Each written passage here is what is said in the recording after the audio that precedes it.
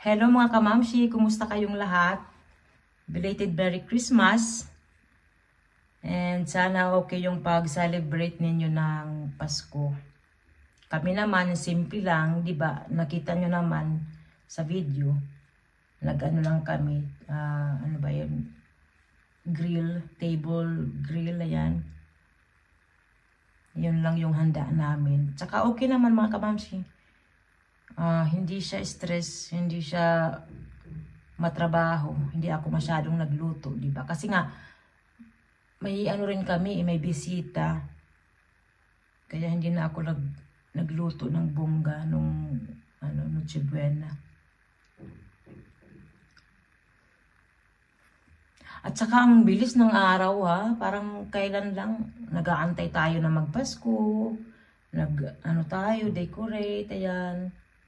Tapos ngayon, tapos na yung Pasko. Ang bilis, mga kamamshi. Parang ano lang siya, hangin na dumaan. Ang bilis talaga ngayon ng araw.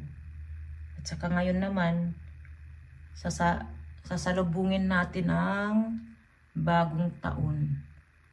Ilang araw na lang 2024, di ba mga kamamshi?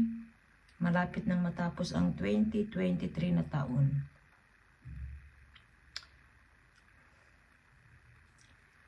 Late na dito mga kamamshi ha. Kakatapos ko lang din magtupi ng mga damit namin. Tinapos ko na kasi bukas aalis kami, mag food shopping kami para sa aming pang New Year. Ano bang tawag doon? Medianoche? Tama ba? Medianoche. Oh, pang New Year namin.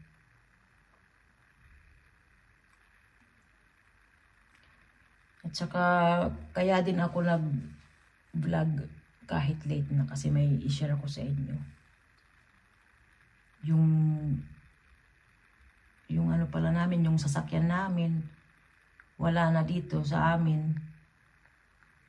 Dinala ni Daddy Marco kahapon doon sa garage, doon sa pinagbilhan namin ng sasakyan. Kasi ibebenta na namin mga kamamshi. Nalungkot. Iyak ako ng iyak kahapon. Nalungkot ako mga kamamshi. Kahit ano yun, sasakyan lang. Pero importante yun sa amin eh. Nabili namin yun nung nagtrabaho ako. At saka malaking tulong talaga yun na sasakyan sa amin.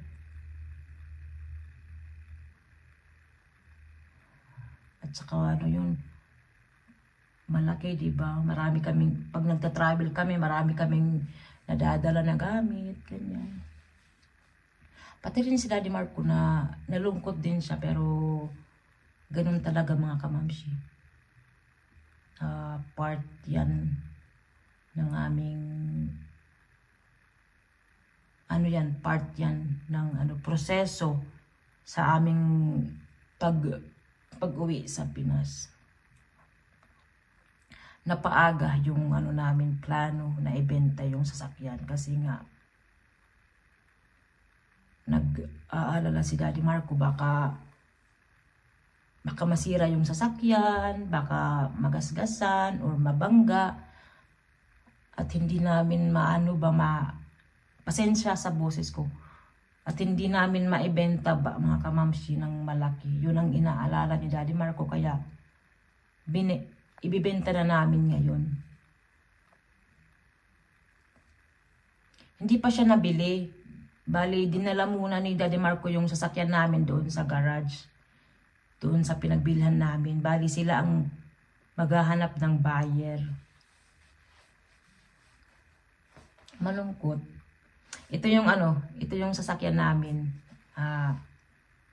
Yan yung huling sakay namin sa aming sasakyan mga kamamshi. Binidyohan ko.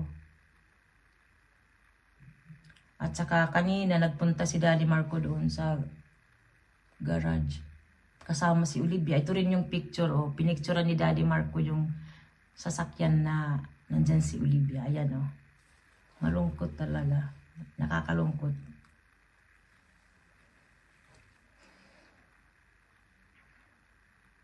parang ano ba,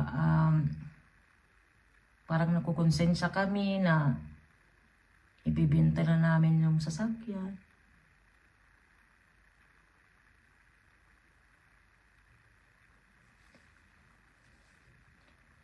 Pero ibibenta naman talaga namin yan. Na ano lang na early lang siya mga kamamsi.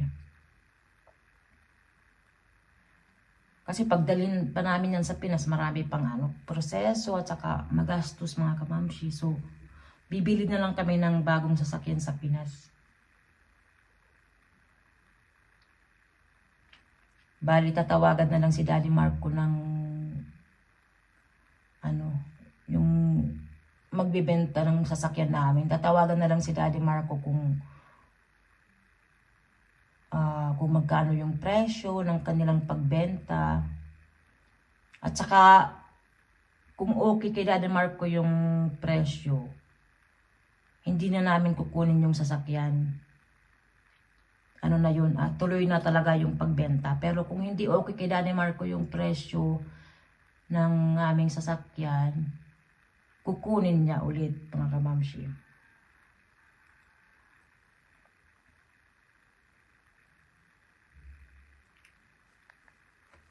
Kasi ang offer kay Daddy Marco, 25,000 ata mga kamamshi. 25,000 francs ata yun, yung pagbenta.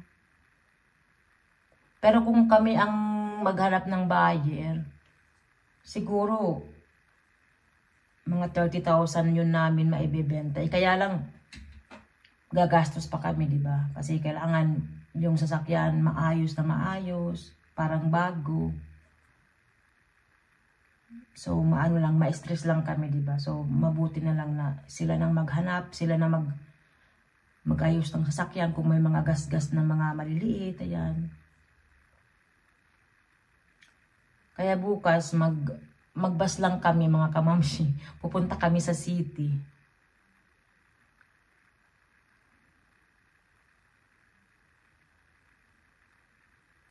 Ayoko pa sana na ibenta ni Daddy Marco yung sasakyan kasi nga wala kaming gagamitin, lalo na pag may emergency. Kaya lang wala na. Yun na ang naging desisyon ni Daddy Marco. At saka sumang-ayon na lang din ako kasi nga baka masira pa yung sasakyan, di ba? Hindi na maibenta. So malulugi kami.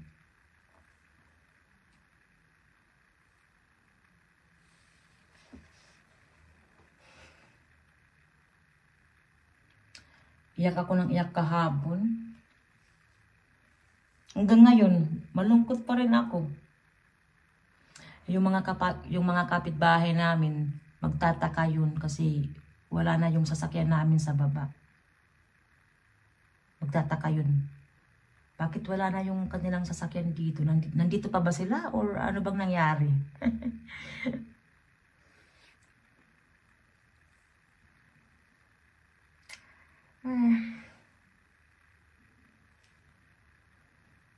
Gigising kami ng maaga bukas kasi nga mag-commute lang kami.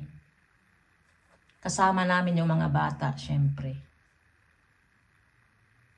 Okay lang naman ang dito yung pagsakay ng bus, okay lang.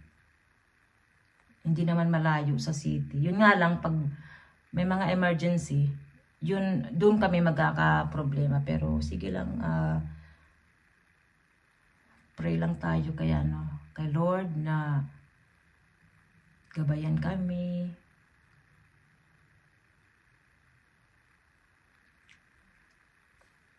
So, ayan mga kamamshi. Tatapusin ko na yung video. In-inform ko lang kayo na wala na kaming sasakyan. Ibibenta na. Pero hindi pa naman yung 100% sigurado mga kamamshi kasi mag-uusap pa sila ng presyo. Kung hindi mag-okay si Daddy sa presyo, ibabalik niya yung sasakyan dito. Pero kung okay yung presyo, doon na yun. So, bye-bye mga kamamshi! See you sa next video. Samahan nyo kami bukas sa aming pag food shopping. Bye-bye!